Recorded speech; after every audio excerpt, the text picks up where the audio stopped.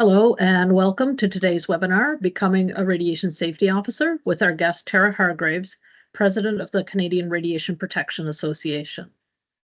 Before starting, we would like to acknowledge that the spaces in which we at the Institute work in Toronto are located on the traditional territories of many nations, including the Mississaugas of the Credit, the Anishinaabe, the Chippewa, the Haudenosaunee, and the Wendat peoples.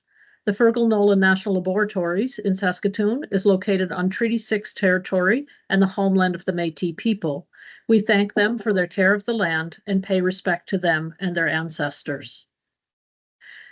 We ask that during the presentation portion that the audio and video be from the presenter only.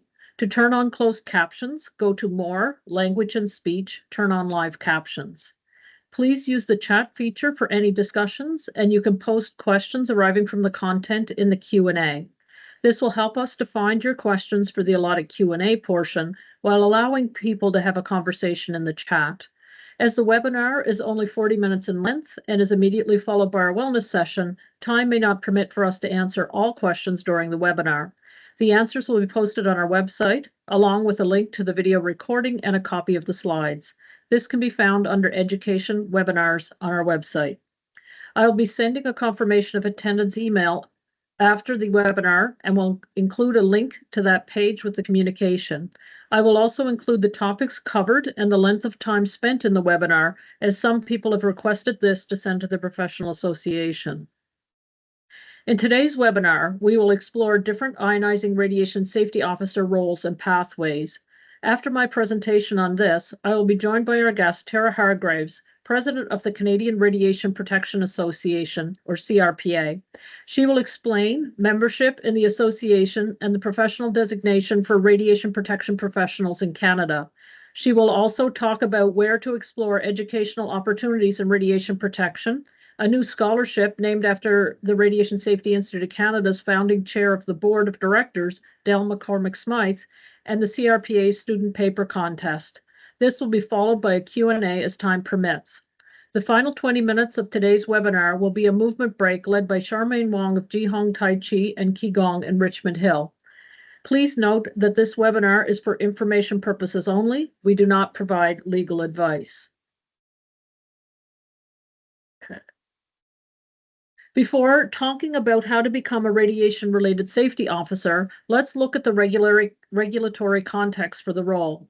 I refer to this slide from our June 2024 webinar, a review of the radiological protection landscape in Canada. In terms of radiation protection, nuclear and X-ray over 1 MeV are regulated federally by the Canadian Nuclear Safety Commission, or CNSC, with the exception of naturally occurring radioactive material. If the norm is part of the nuclear fuel cycle being imported or exported or being transported, then certain CNSC regulations apply. X-rays under 1 megaelectron volt after installation, radon, and norm outside of the exceptions are regulated by the province or territory or by the Canada Labour Code for federally regulated workplaces. As you will see, the requirements to have a radiation protection program, or RPP, varies by radiation type and jurisdiction. In some cases, it is specifically legislated or expected as part of a license application. But even if legislation is not prescriptive in this area, it is important to remember that ionizing radiation is a Class 1 carcinogen. As such, it is a hazard in the workplace. Occupational Health and Safety Acts across all jurisdictions in Canada require that workplaces identify and reduce risks from occupational hazards. In practice, this means having a safety officer for ionizing radiation to take on the implementation and day-to-day administration of a radiation protection program. The size and scope of the program and role would be aligned to the risk level of the source and its applications.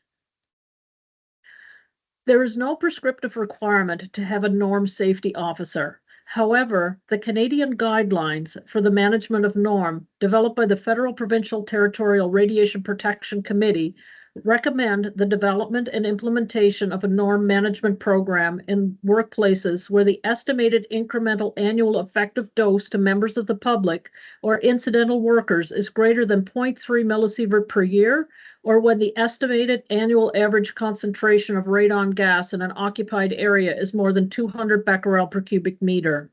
If there is a norm or radon management program, there will be a need for a person or persons with knowledge and experience in radiation protection to implement the program. Radon measurement and mitigation professionals certified through the Canada National Radon Proficiency Program are not safety officers, but the experience and training they receive would be beneficial in moving into a radon protection role. We often get inquiries related to the term X-ray safety officer and radiation safety officer. This slide might explain why that is. The regulations for X-ray below 1 megaelectron volt vary across the 14 jurisdictions in the country, as does the name for the safety officer responsible for implementing the X-ray safety program. A number of jurisdictions have no special regulations for X-ray, and the requirement to have a program falls to general duty clauses, so there is no formal name for the position. Some have specific legislation, but no specific name for the role. Ontario has specific names depending on whether the X-rays are being used for human health care or not. The remaining jurisdictions refer out to the Health Canada safety codes, which have different names depending on the application. None of them are called X-ray safety officer. With such variation, it is easy to see where the confusion arises. Due to this variation, here at the Institute, we call the role the X-ray safety officer to encompass everyone who is responsible for a radiation protection program for X-rays under 1 megaelectron volt. Similar to the name for the role, the qualification requirements for the X-ray safety officer varies by jurisdiction. In some cases, such as for human health care in Ontario and within the safety codes for veterinary, industrial, dentistry, and large medical radiological facilities, the safety officer must have specific qualifications. Typically, they need to have training, education, and experience in the specific application of X-rays for which they are responsible. Other uses or jurisdictions have less prescriptive requirements.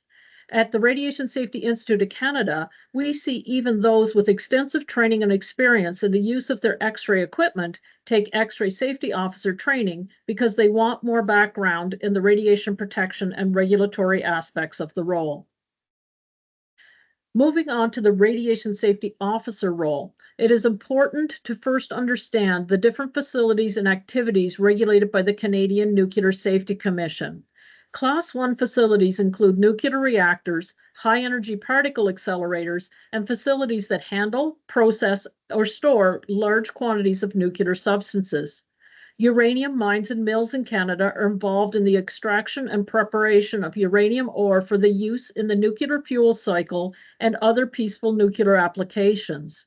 Class 1 facilities and uranium mines and mills typically have large radiation protection departments with a hierarchy of staff rather than relying on individual or a small number of radiation safety officers.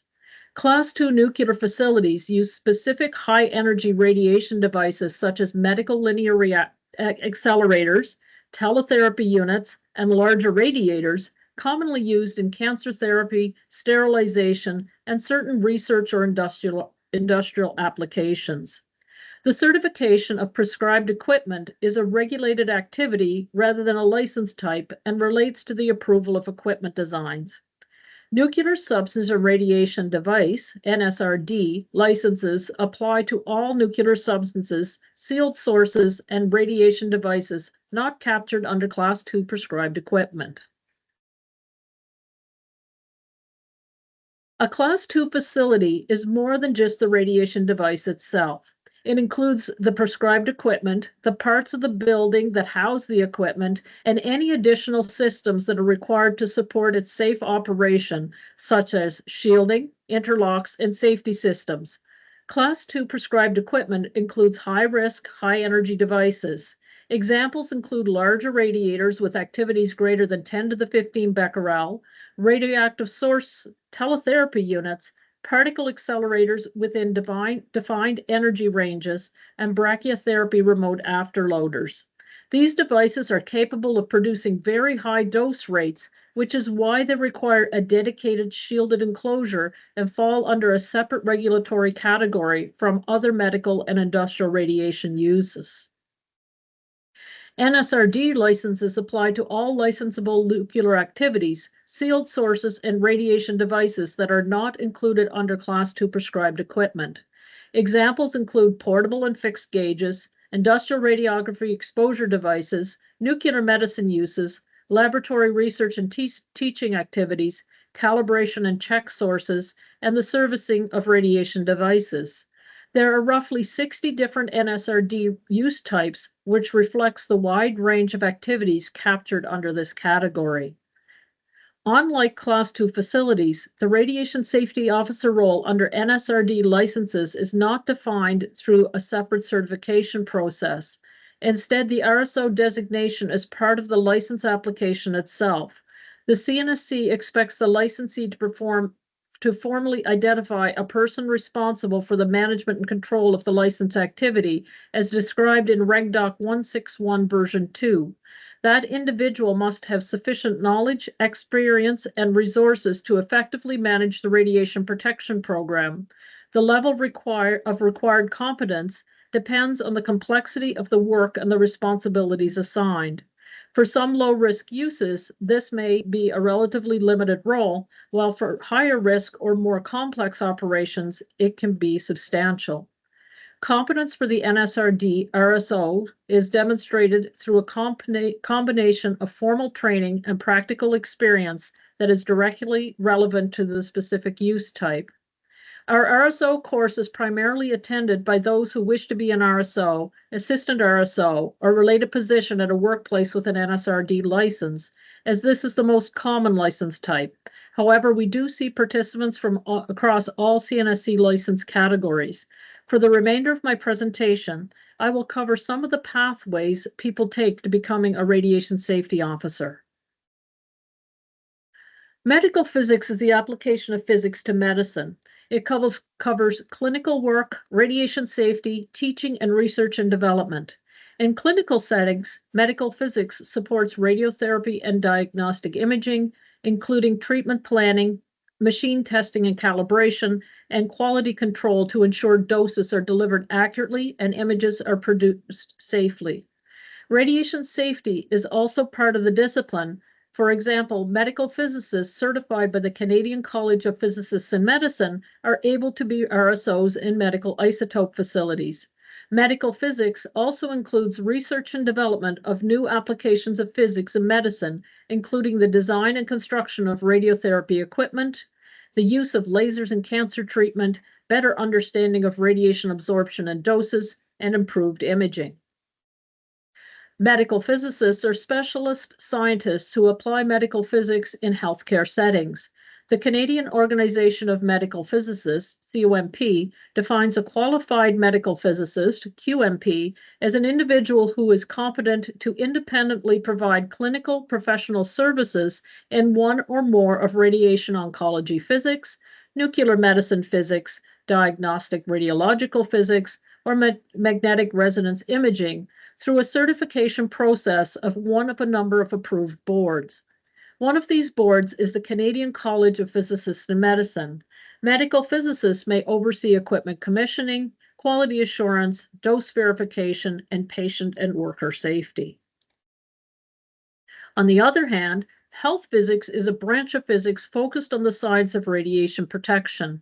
It involves understanding radiation hazards and applying scientific principles to protect people and the environment while still enabling the beneficial use of ionizing radiation. The field is inherently interdisciplinary, drawing on physics, biology, chemistry, engineering, and risk assessment. Nuclear medicine is a medical specialty that uses radioactive materials for diagnosis and treatment. By using radiopharmaceuticals combined with imaging, nuclear medicine allows imaging of both function and structure. In diagnostic nuclear medicine, small amounts of radiopharmaceuticals are administered to the patient and imaged using specialized detection equipment. These studies assess organ function and disease processes such as cardiac imaging, bone scans, thyroid studies, and cancer detection. Nuclear medicine is also used therapeutically. In these cases, higher activities of radioactive material are used in a targeted way to treat disease, including thyroid disorders, certain benign tumors, and some cancers. From a radiation safety perspective, nuclear medicine involves working with unsealed radioactive substances. This includes contamination control, patient release considerations, and protecting staff, patients, and the public. In Canada, nuclear medicine technologists are regulated health professionals certified through the Canadian Association of Medical Radiation Technologists. Their work is carried out under nuclear substance and radiation device licenses. To act as an RSO in nuclear medicine, an individual must have training and experience with open sources in addition to RSO training. As noted in Reg Doc 161V2, RSOs handling open source radioisotopes must understand how to safely use, store, transfer, and monitor these materials, including controlling contamination, radiation fields, and exposures. Nuclear engineering is focused on the design, development, operation, and safe management of nuclear systems. It applies engineering principles to systems that produce, use, or manage radiation and nuclear materials. Nuclear engineers work across a wide range of applications. This includes nuclear reactor design and operation, radiation safety and protection, and radioisotope applications in areas such as medical imaging, radiation therapy, industrial sterilization, and density or process gauges. Nuclear engineering also spans the nuclear fuel cycle, including uranium mining and milling, fuel fabrication, reactor operation, and radioactive waste management. Some nuclear engineers are involved in fusion energy research and other advanced technologies. From a radiation protection perspective, nuclear engineers often contribute to system design, safety analysis, shielding design, and regulatory compliance. Their work supports the safe integration of radiation into complex industrial and energy systems and can form another pathway into radiation safety and RSO roles, particularly in higher risk or highly regulated environments. Industrial radiography is a non-destructive testing technique that uses powerful X-rays or gamma rays to examine the internal structure of materials and components. It is commonly used to inspect welds, pipelines, castings, and other critical infrastructure without damaging them. This work is carried out using either X-ray generators or sealed source radioactive materials housed in nuclear exposure devices. Because of the high radiation fields involved, industrial radiography is considered one of the higher risk uses of radiation outside the nuclear power sector. In Canada, nuclear exposure devices require a CNSC license and must be certified before they are used. The CNSC requires that individuals who operate these devices, known as exposure device operators, must also be certified through Natural Resources Canada. From a radiation safety perspective, industrial radiography requires strict control of work areas, careful planning of exposures, and constant attention to access control and dose management. Radiation safety officers supporting industrial radiography programs must understand both the technical operation and the equipment and the practical challenges of field work, often conducted in temporary or remote locations. A radiation surveyor or technician measures, monitors, and documents radiation levels to help ensure people, workplaces, and the environment remain safe and compliant with regulatory limits. The role involves using radiation detection instruments to survey areas where radioactive materials or radiation-producing devices are used. This can include routine workplace surveys, boundary checks, contamination surveys, and verification that controlled areas are properly established and posted, as well as surveys performed during upset conditions. RP techs may also provide guidance to workers on how to work safely and often supervise higher hazard work. Depending on the use of nuclear substances, radiation surveying may be a standalone position or a duty carried out as part of another role. For example, exposure device operators and nuclear medicine technologists perform routine radiation surveys as part of their work. In complex organizations such as nuclear power plants, radiation surveyors typically support a health physics or radiation protection department. In a smaller or less complex operation, a radiation technician's training and experience combined with completion of an RSO certificate course may allow them to serve as a radiation safety officer. Industrial hygiene and occupational health and safety are professional fields that typically sit within environment, health, and safety programs. In Canada, you will often see credentials such as Canadian Registered Safety Professional, Registered Occupational Hygienist through the Canadian Registration Board of Occupational Hygienists, and Certified Industrial Hygienist. Industrial hygiene focuses on identifying, assessing, and controlling workplace hazards that can cause injury or illness. These hazards can be chemical, biological, physical, or ergonomic. In practice, this includes issues such as airborne contaminants, noise, vibration, heat, and other hazardous substances. Industrial hygienists use measurement and exposure assessment, then apply and monitor the effectiveness of control measures. Occupational health and safety professionals take a broad view of workplace safety systems and programs, including hazard identification, incident prevention, training, investigations, and compliance with occupational health and safety legislation. In the context of this webinar on pathways into radiation roles, these professionals are often asked to take on the role of radiation safety officer as part of their occupational health and safety or industrial hygiene portfolio because their core skills in hazard assessment and control map well onto managing radiation as another workplace hazard. With additional knowledge and experience in the system of radiological protection, regulatory expectations, and application-specific radiation protection procedures, this is a transition we regularly see them successfully make for appropriate NSRD uses where the role does not require certified or specialized clinical or operational radiation expertise. In many organizations, the person asked to take on a radiation protection role is not selected because they're already a radiation expert. They are selected because they are effective managers, strong communicators, and trusted by both workers and leadership. Radiation protection professionals are responsible for administering and maintaining radiation safety programs, ensuring compliance, and promoting a strong safety culture. This requires organizational skills, the ability to develop and implement procedures, train workers, respond to issues, and communicate clearly with regulators. These are skills many people already demonstrate in supervisory, technical, or safety-related roles. This pathway is possible for radiation uses that do not require a specific professional designation or role-based certification to work with radiation. That is low-risk norm, X-ray, and nuclear activities. In these cases, entering a radiation protection role is less about starting with a deep radiation protection expertise and more about the ability to learn, apply regulatory requirements, and manage a program responsibly. Where radiation use requires explicit professional training or certification, such as medical practitioners, clinical or veterinary radiologists, medical or health physicists, nuclear medicine professionals, or exposure device operators, radiation protection roles are best or possibly required to be filled by individuals who already hold those qualifications. Now, to talk about the Canadian Radiation Protection Association, or CRPA, we are happy to have with us Tara Hargraves. Tara is the president of the CRPA. Whoops, I lost my notes. Tara.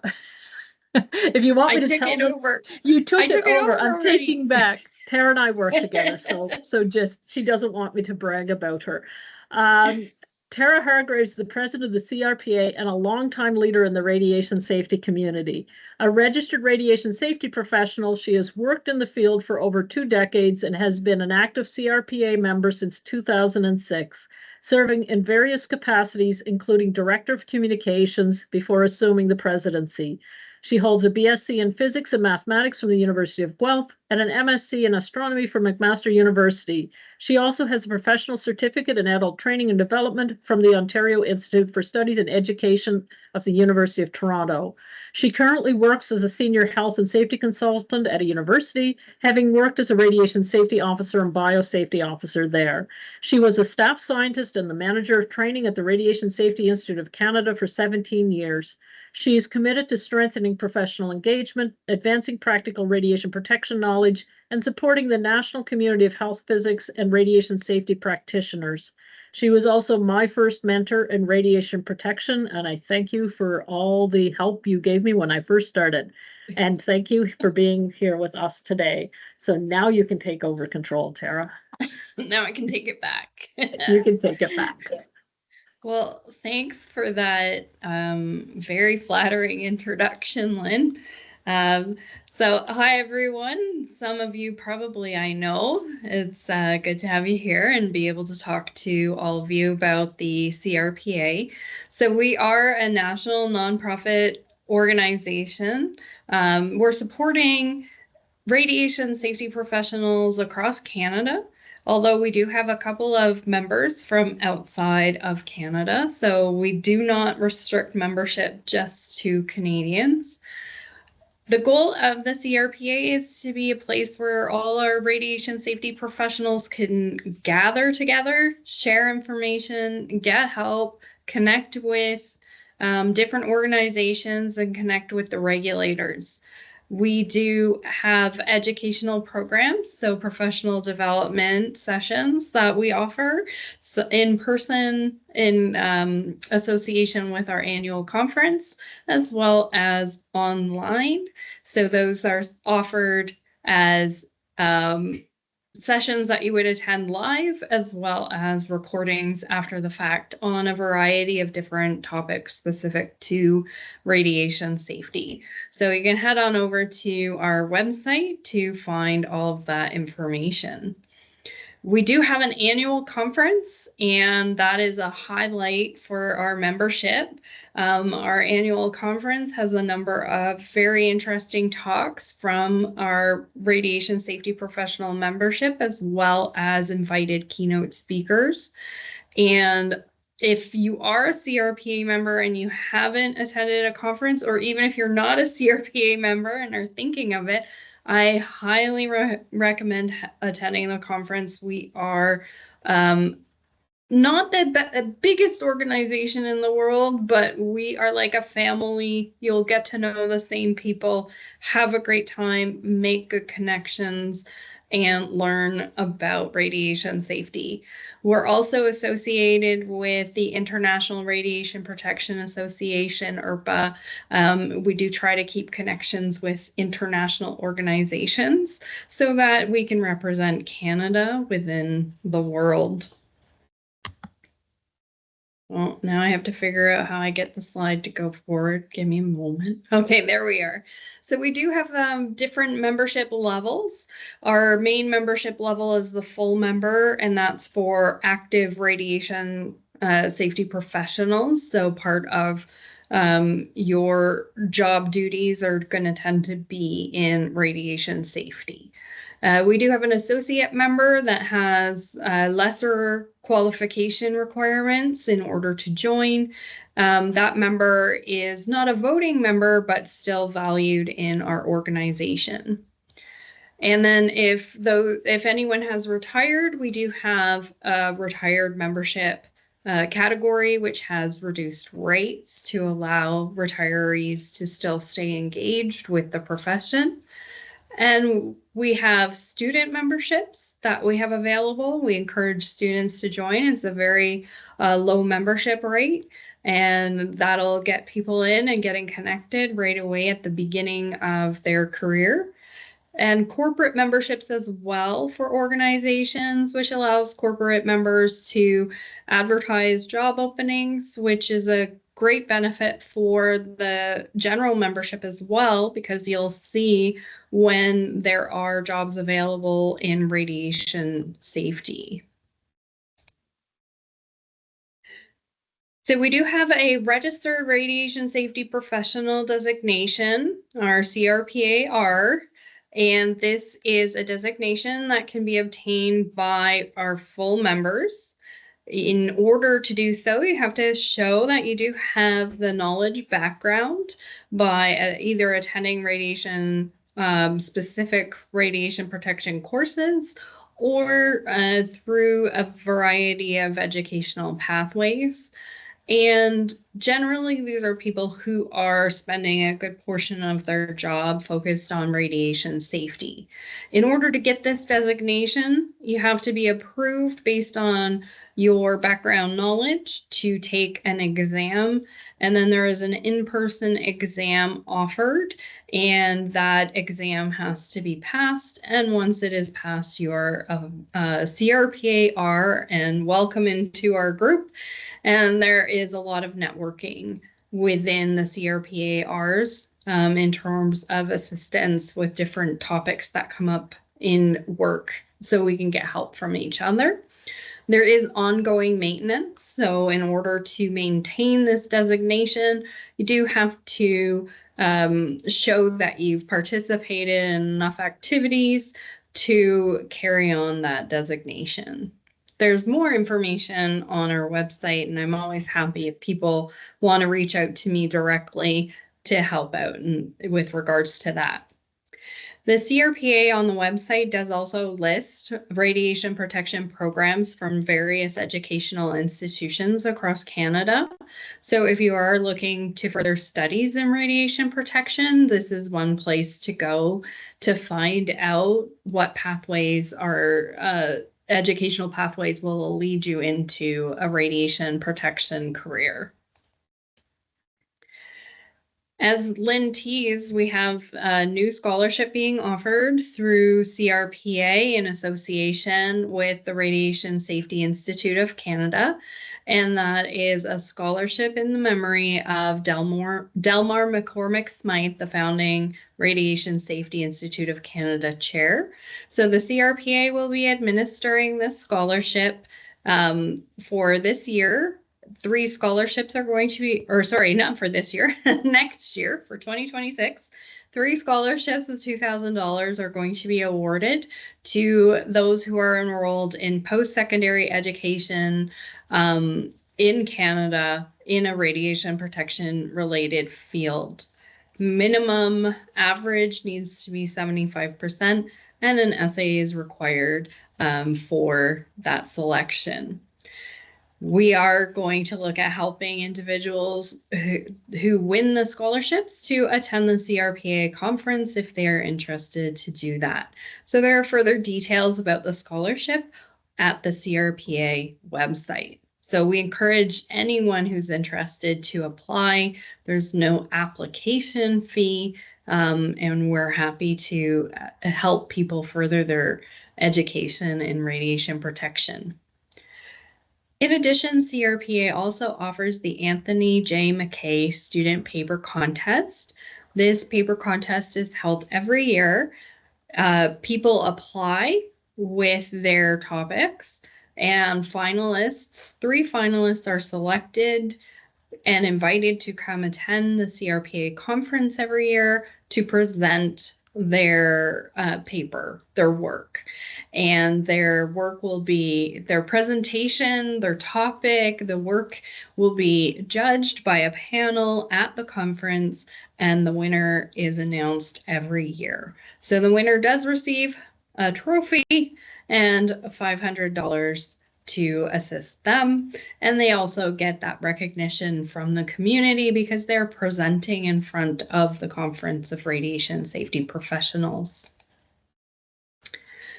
So now we'll come to the Q&A portion. So I think Lynn will take it back over, and I'm happy to answer questions. Maybe I'll just start by saying that my path to radiation protection was a bit unusual. So you don't have to think that you have to start off in that way.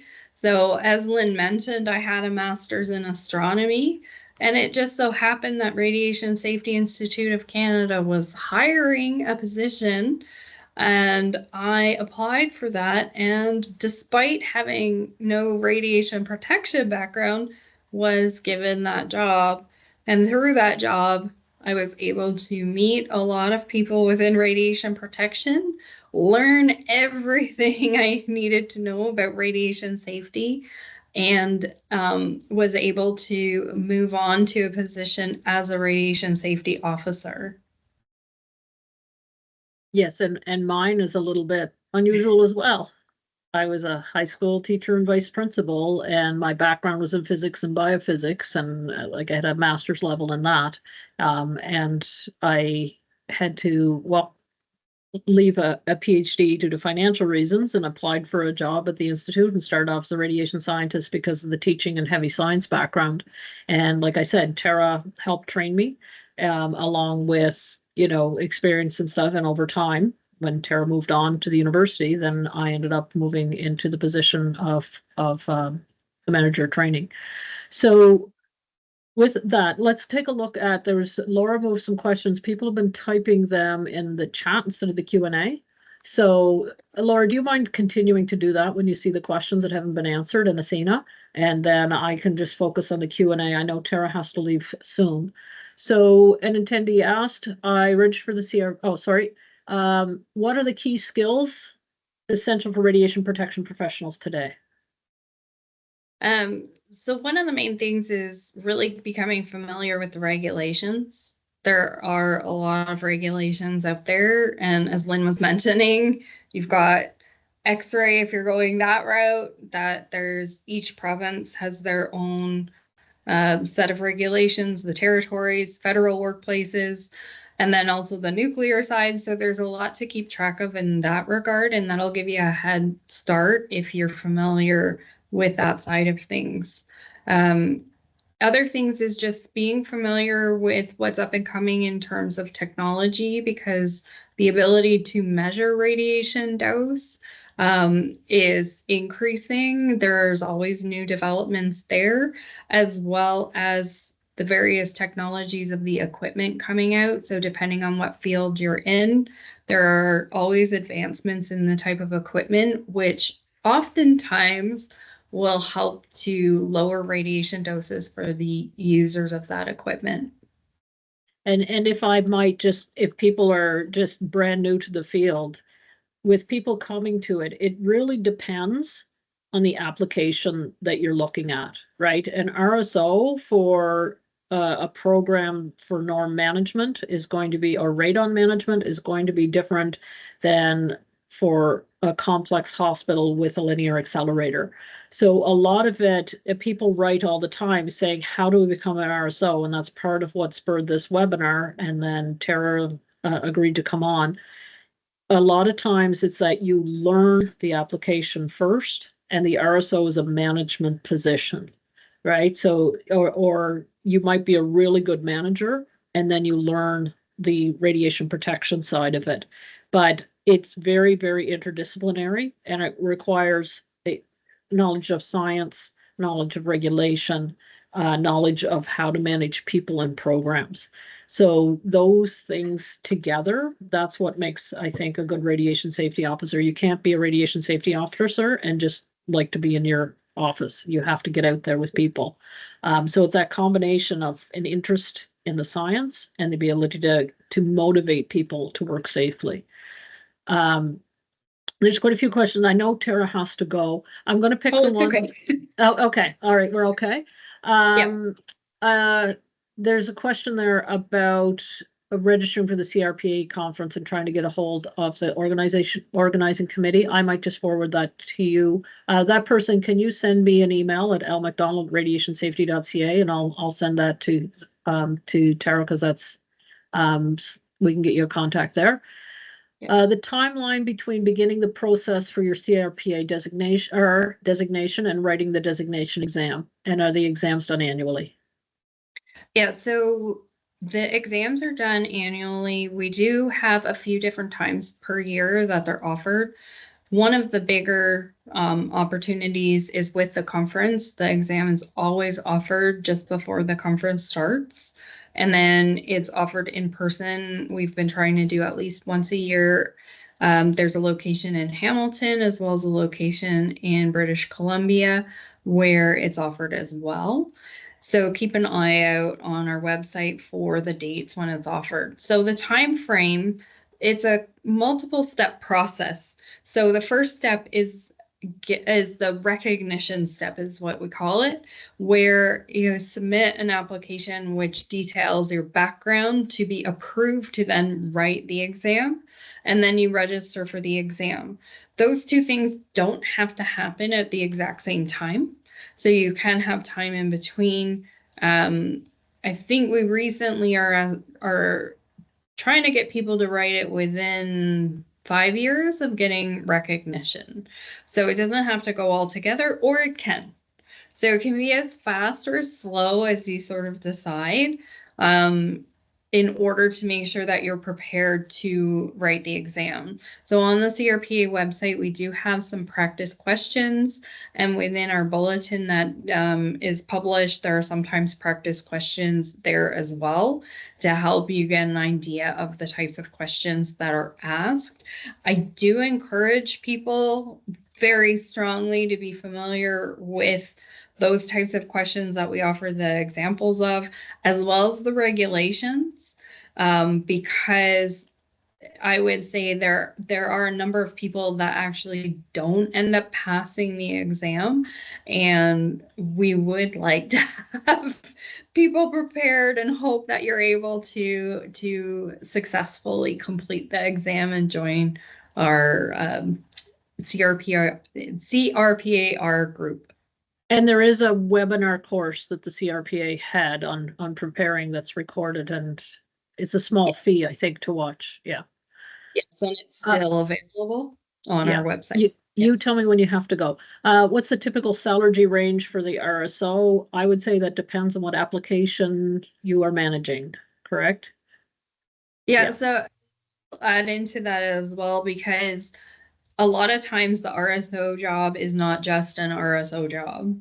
It's an RSO tacked onto, I'm a nuclear medicine technologist, I'm an occupational hygienist, I am a construction worker, whatever that job is, where then, oh, can you also be the radiation safety officer? In that case, the salary will depend heavily on that specific position itself. So it's really hard to say for just a radiation safety officer what type of salary it is, because it'll also depend on the radiation safety program. The more that you have to deal with, the different types of radiation, the different hazards levels, that'll all factor into the compensation for the job. Okay, I'm just going to try to pick ones that, I'm sorry, we'll write up the answers to the others and post them on our website, but I might just pick one or two more. Are international candidates considered for your to be members of the CRPA? Absolutely, yes. We do not restrict our membership to just Canadians. And but to write the exam, if they want the certification, they would have to be in person, correct? Yes. Yes. We only offer the exam in person at this point in time, so we haven't logistically found a way to offer it remotely. It's also difficult for us to be able to have the people administering the exams if we don't restrict the number of times it's offered. Okay, and I'm just looking, I'm flipping through, we can probably combine some of these questions. There are a number of people asking about international opportunities to work in Canada.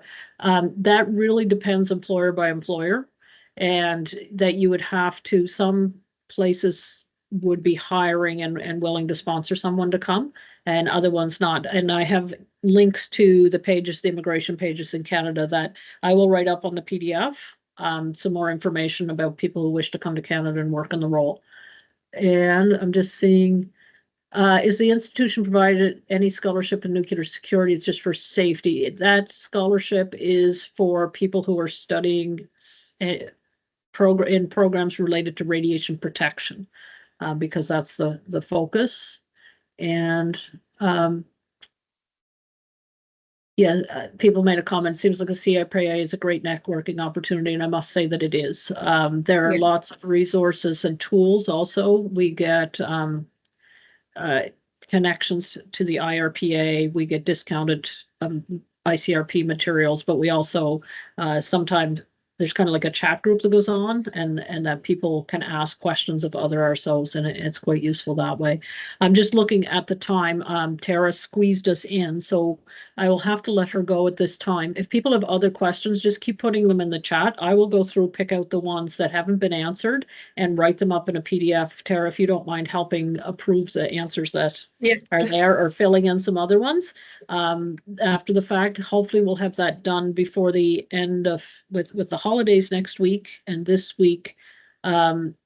Hopefully have it all ready to go by the end of next week, but we have to get the video edited, put up, and things like that. So thank you, Tara, for being here. We really appreciate you. And I'm sure if people have questions for Tara, you can filter them through me. Again, just write info@radiationsafety.ca, say I saw the webinar. Could you ask Tara this for me? And here's my contact information, that type of thing. Yeah, and I'd encourage everyone to go visit the CRPA website if you're interested in connecting with the organization, because as Lynn said, it's a great networking opportunity. It's through CRPA that I'm sure Lynn can attest to. We've met so many variety of radiation safety professionals and creative friendships, but not only that, is the ability to ask people questions, because you get to know different people in different areas, and when you run into any issues, then being able to get that help from the support group in the CRPA is wonderful. And also that networking is so valuable for career development. So if you're looking for opportunities and jobs, meeting the people, getting to know everyone, participating in the association is a great way to find out where jobs are and also have those connections into those organizations. Okay, well, thank you, Tara. And just I have one last slide here about getting in touch with us. So you can check out our website at radiationsafety.ca. We have a 1-800 number. We have a free information service. If the answer takes about 15-20 minutes, it's free. If it's like longer than half an hour, that's a consulting project. And you can email us at info@radiationsafety.ca. And we have a number of people here, including Laura and Athena, who've been helping. And thank you, Laura, Athena, and Kim, for helping out there, who can help answer the question that you have. And so we thank everyone who took the time to join us today. We're now going to move to our 20-minute wellness break in the form of beginner Tai Chi, led by Charmaine Wong of Jihong Tai Chi and Qigong in Richmond Hill, Ontario. And welcome, Charmaine. We realize that some may have to go as your lunch breaks end, but we appreciate that you came today and participated as you could. We do this as part of our radiation protection because we think of whole body wellness, right? We can't just be concerned with a little bit. We have to take care of our whole body. So hopefully, I see Charmaine's music channel, but I don't know. Yeah. Oh, you're there. Yeah, Okay. Okay. Sometimes you have two logins, and some people have been having trouble getting in, so I was a little concerned, but you're here. That's great. Okay. I'm here, I hope. Okay. All right, so now I'm going to try to share my screen.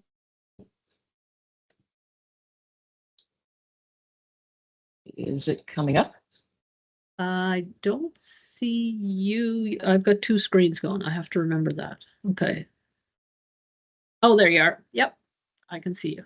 Okay, good. Very good. All right. Yeah. Again, thank you, Lynn, for inviting us to there's a school site that we have is in Richmond Hill. So if you can Google Jihong, Jihong, Tai Chi, or Tai Chi in Richmond Hill, you should be able to find us. We have a new term coming up in January, so it's a good time to start learning Tai Chi. Now, so today we're just gonna do some simple exercises for you to relax your body a little bit and have a sense of a taste of what Tai Chi looks like. All right, so now just start with standing up tall. Good posture being you try to lift from the top of your head. Naturally, your chin will be tucked in. Now we're going to just stand our feet to shoulder width apart. And we're going to do a couple of warm-up exercises before we actually start the Tai Chi movements. All right, so now to begin, put the fingers together. Now we're going to stretch up. Tai Chi and Qigong would be done slowly. So as you go up, you slowly breathe in as well. And then you open your fingers, bring the arms back down, slightly sit down as if you're going to sit on a high chair. And then you come back up again. You breathe in as you go up and you breathe out as you come down. So breathe in and breathe out. Slow down your breathing. That would help with calming your nerves, calming your anxiety and stress. Again, breathe in.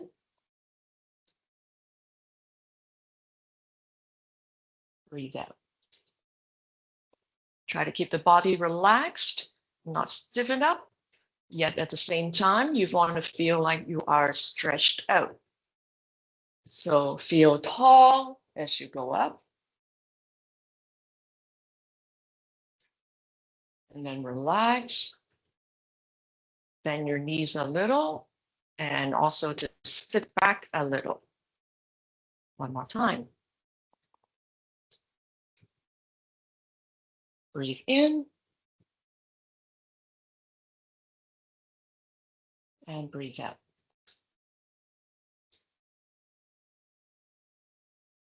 Okay. All right, now we can stand back up. Now the second movement is similar to the first one. We circle our arms in a different way, and we're gonna maybe start with a little bit of a lower stance compared to the previous one. I would like you to use this warm-up exercise to strengthen your legs a little bit more. So when we go down, we'll go down a little bit more by sitting back a little and bending your knees slightly more. All right, so arms go up from the sides this time, palms facing down initially. And then as you reach up, you turn the palms to face each other. And then as we sit down, we draw the elbows down, arms down. If you can, slightly sit down a tiny bit more. And then you just bring the arms down as you stand back up. And then we will repeat. You can also add breathing. You breathe in as you bring the arms up. As you breathe out, you want to feel like you're activating your core as well. And down. Activating the core being you want to tighten the lower abdomen a little bit. A strong core helps with balance. Feel like your pressure is squeezing downward to the lower abdomen as you go down. Let's repeat this a few more times.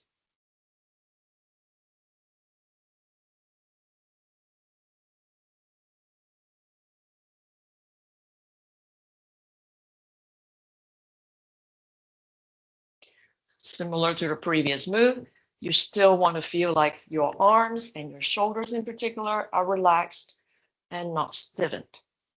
You need a strong upper body though.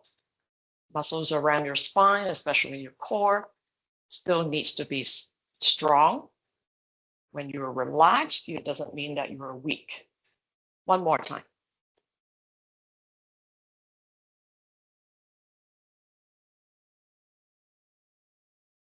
Okay, all right. Relax a little. Now, we typically do two Tai Chi moves in this session. One is called cloud hands. The other one is called parting wild horse's mane. Now, the first one, cloud hands, let's learn the hands movements first if you haven't done it before. All right, so just keep the legs standing like that. And then cloud hand means one hand is at the top there, the other hand is down, balancing. The one at the top, it feels like it's a cloud moving, floating along the sky. So it floats to one side, and then you switch the hands around, and the other hand now floats across the sky. You switch again, and go. When it goes from one side to another, you're shifting weight slightly from one foot to another. At the same time, you are trying to turn the waist as well. So the hip and the waist area turns, Now you're turning towards your left side. When you switch your hands, now I'm going towards my right side. For a way to properly do this movement, you need to remember that when I'm going to the left, my left hand is the cloud. When I'm going to the right, my right hand is the cloud. Let's do that one more time towards each side. Try to use more hip waist action. Turning of the hip is also an important skill that you need. All right. Now, for cloud hands, the footwork that we require would be what we call the horse stance, and we step sideways like this. Okay, now, so in order to do a proper horse stance, as I briefly mentioned before, of course, you bend the knees to go down. At the same time, you need to make sure that your hip joint goes back as if you were trying to sit on the chair. Okay, so if you just bend the knees like this without this going back, you will have a lot of pressure to your knees, which will hurt your knee joints. Make sure that the weight stays in the middle of the foot, not towards the heels, nor towards the toes. All right, now, so try a few times, just going down into a horse stance for now, and we'll add our hands, the cloud hands, back a little later. Feel like you're sitting down. You need to bend both your knee joints and your hip joints, and when they are bent, roughly to, about the same degrees, your upper body would maintain relatively vertical. So you'll not be leaning forward nor inclining back. All right, so just one more time. Okay. All right, now then with a little bit of a horse stance, sit down. You don't have to go very low. Now let's start with moving sideways to your left side, to this side. All right, so now I'm going to step my left foot out a little tiny bit, and I'm going to shift my weight to my left foot with my left hand floating as the cloud. I'm going to switch my hands, bring my right foot closer, and I'm going to shift my weight back onto the right side with my right hand as the cloud. Switch your hands, and I'm going to step to the left side, moving weight towards that side again. Switch your hands.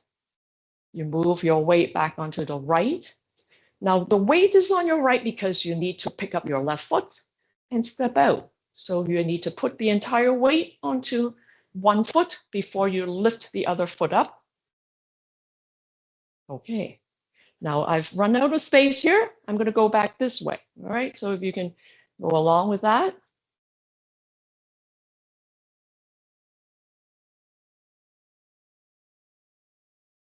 What you're trying to do is try to maintain the same height as you move along. So that would give you a lot of opportunities to practice your horse stance.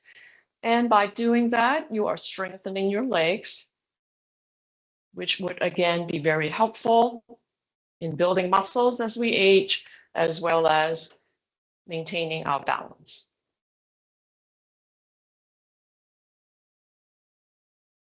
All right, now if you've run out of space, I'm going to go back a few more steps towards that direction.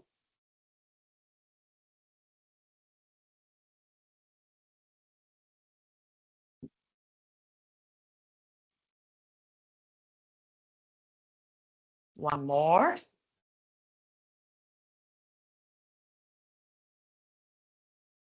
And I'm going to move back towards the middle, and then we'll do the second move. All right, so now again, go towards that side. When you're going to that side, remember that hand has to be the cloud. The other hand, just put down for balance.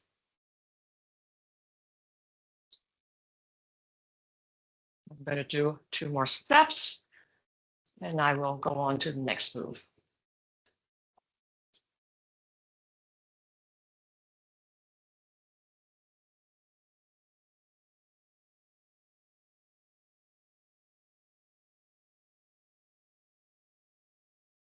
Okay, all right. Now the next move is called parting wild horse's mane. Again, we'll try to learn the hands first. The hands look like this. That's the arm movement, and we do left and right as well. Now, so what happens is that on one side, let's say my body is now turned towards the right side. We call this a holding of a ball, hold ball. With the right hand on top, my weight is on my right side. The bottom hand, palms facing up, between the palms, as if you're holding a ball. And then as I turn the body to face the front, my bottom hand goes up diagonally to the other corner with the palms directions not changed. The other hand just pressed down. Let's try the same side again. The bottom hand is the one that goes diagonally up. The top hand that was holding the ball would press down. So when you do it on the other side, it would be the same thing. You hold the ball. Now, typically, our weight would be on this side as we have this hand on top. So as I slightly shift the weight and turn my body back to face the front, the bottom hand goes up diagonally. The other hand just press down.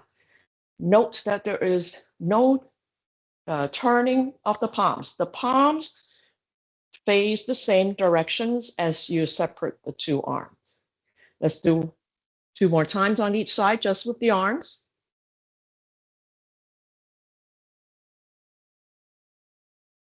Same side again. You hold ball, and then you square and face the front. Doing it on the other side, make sure you have the whole ball correct. And when the body is turned to that side, you can start and turn back to face the front and separate the two arms. One more time on the same side.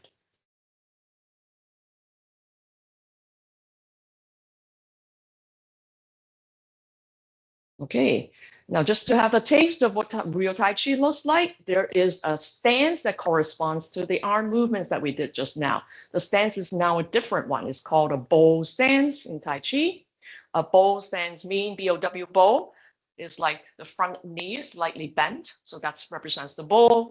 The back leg more or less straight without locking of the knee joint. That's the arrow. So bow and arrow. So that's why we call it a bow stance. When you have a bow stance, the front toes face forward. The other toes, the back toes, face out 45 degrees. And the weight is about 60 to 70% on the front leg. And of course, the back heel, with the back leg is supporting the rest of the weight with the heel down. Make sure the back heel is down. Showing you a side view, it looks like that. You're not leaning forward nor inclining back again. So you want to stand straight like that with the knee behind the toes. All right, so that's how a bow stance looks like. Let's practice it a couple of times, just the bow stance. Now from here, what we do is that we turn the foot and we step forward. I'm showing you the side view first. Okay, now I'm going to show you the front view again. Now let's turn, let's say one set of your toes. I'm turning this side. So once you have this side, turn the toes, the other foot just step forward, heel down, and you put the toes down and you move your weight to the front to a bow stance. Let's practice the other side now. And when we add the hands, we're going to practice both together a few more times. So turn out one set of toes, the other set of toes, or the other foot, step forward, heel down, and you move the weight into a bow stance. Okay, now let's try to add it with the hands and see how that looks like. Now I'm going to turn towards this side. Let's say my right side. You can pick your side as well.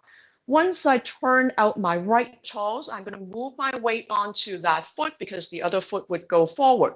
So my weight is on this side. I would have the whole ball. In this case, my right side, right whole ball, right hand on top, left hand at the bottom. And then I will step my foot forward to prepare for the bow stance forward. As I shift my weight forward, I separate the two arms like that, just like what we were practicing just now. Let's do it the same side. My right side, turn out. Since my weight is on my right side, I have a right whole ball with the right hand on top, left hand at the bottom. I step out the other foot forward. As I move my weight to the front, I separate both arms again. Let's do that on the same side again, just to get more practice out of that. Shift the weight to one side. In my case, right side, so right whole ball. You step out the left foot, move my weight forward, separate the two hands. One last time, and we're going to do it on the other side. Turn. Move the weight onto that side to get prepared. Hold ball. Step out. Moving my weight forward. Separate the two arms. Okay, now on the other side, exactly mirror image. I'm going to turn out that set of toes. In my case, left side, so I have the left hold ball. So I'm going to step forward the other foot. As I move my weight forward, I separate the two arms. Again, turn out the toes. Move weight to that side as you do the proper hold ball. And then you go.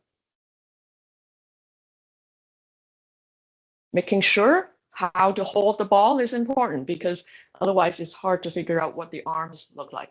Now, once you move your weight towards the side that you have turned the toes out, make sure the whole ball is in the proper way. With that side, the hand is on top. Once you figure out the whole ball, then as you move forward, you just separate the arms, the bottom hand just go diagonal. One more time.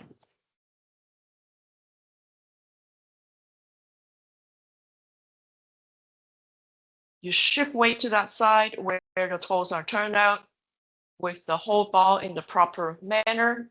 Then you step forward, shift the weight, and separate the arms.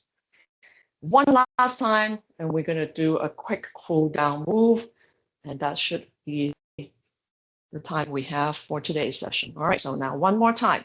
Figure out the whole ball.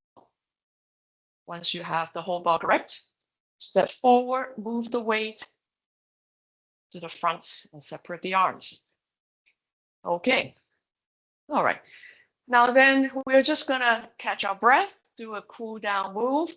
Let's do just 3 circles of our arms. All right. Bring the arms up. Make sure you can bring the arms all the way up. Breathe in. This time with the palms facing up.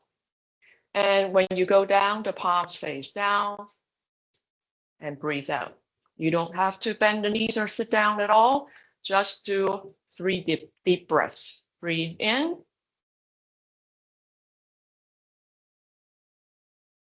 Breathe out.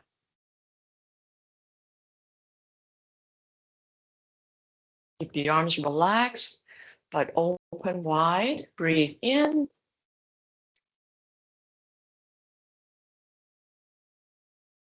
Breathe out.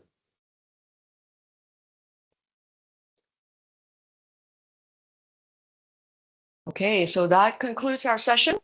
Thank you. I'll turn it back over to Lynn. Thank you so much, Charmaine. I always appreciate your calm instruction that just gets us to slow down and think. So we do appreciate having you here, and we appreciate people that were able to stay to the end.